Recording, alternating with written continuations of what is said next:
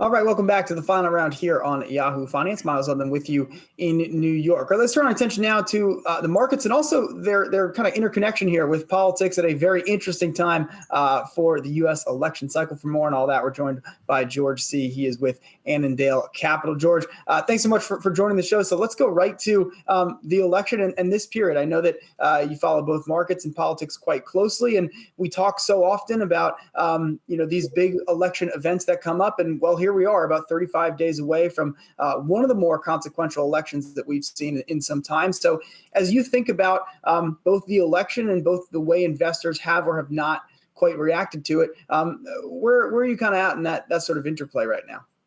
Hi, Miles. Well, as we're getting close to the election and we're kind of in prime time now, just over a month out, you're seeing it's almost like a lie detector test. You know, when somebody's telling the truth, it barely moves and there's no squiggles. And then when somebody lies, it starts gyrating like crazy up and down. We're not quite to that point yet, but you're seeing a lot more volatility up and down both in the markets right now. And it's the level of anxiety and uncertainty out there. And I expect that to continue all the way through the election and perhaps even afterwards, depending on how the markets judge the results. So investors should be in their core positions, and they ought to be kind of waiting for real big opportunities on the buy side or the sell side, depending on which way they gyrate.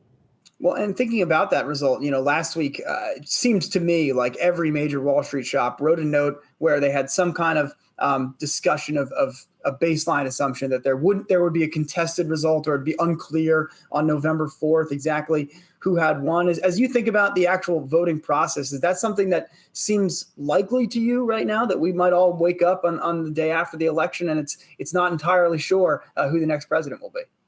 I love watching the big banks speculate on politics because they're often wrong and they never really know what's going to happen. So it's pure conjecture and speculation. It's pretty rank at times too. I don't think that you can really handicap the odds of this election extending far out yet. We just don't know how some of the swing states are going to turn out.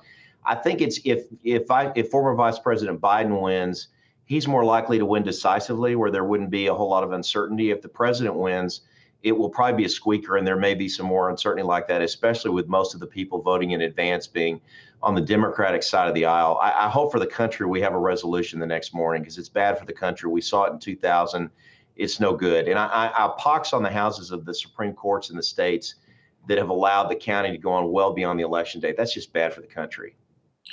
George, I want to ask you just about where to put your money post-election. So if we do get a result, then we're going to have a little bit more certainty in the markets. If we resume this upward trajectory, this momentum actually that we're seeing today, do you go back to what's been working, names like big tech, the stocks that have led us over the last 6 months? Or would that be a time for investors to rotate into some of those undervalued plays or some of those value plays?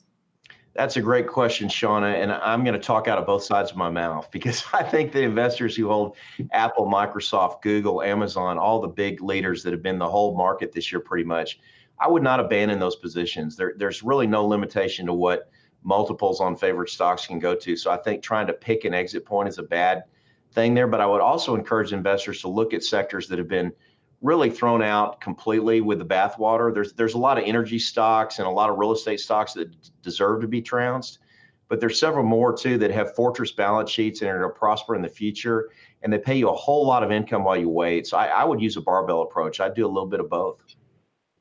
George, I do have to ask you about the news this weekend. You can call it a bombshell, I suppose, from the New York Times that Trump paid no income taxes in 10 out of the last 15 years, beginning in 2000. In your notes to us, you said that we're numb to it, that it won't move the needle, that it will basically just confirm how voters are feeling going into the election. What will move the needle? Thinking that things will stay the same until November 3rd, what would be a potential catalyst that could change the trajectory here? Well, to your tax return standpoint, and then to that question, in 1990 in my state, and only people old like me remember this, our gubernatorial candidate, Clayton Williams, lost the election predominantly because he hadn't paid taxes the last several years while most people in the state were hurting.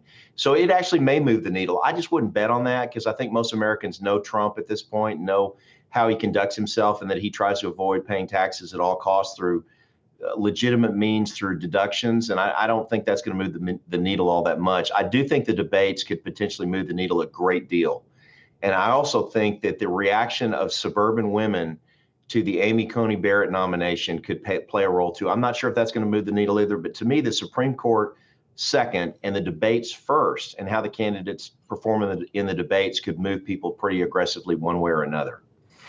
George, we've certainly all come a very long way from Gary Hart's America, and I know you remember that one well. And certainly, I think that if we fast forwarded 30 years, people would be shocked at where things have gone. All right, George Seay, CEO of Annandale Capital. George, always great to get your thoughts. Thanks so much for joining the program today. Thank you, Miles.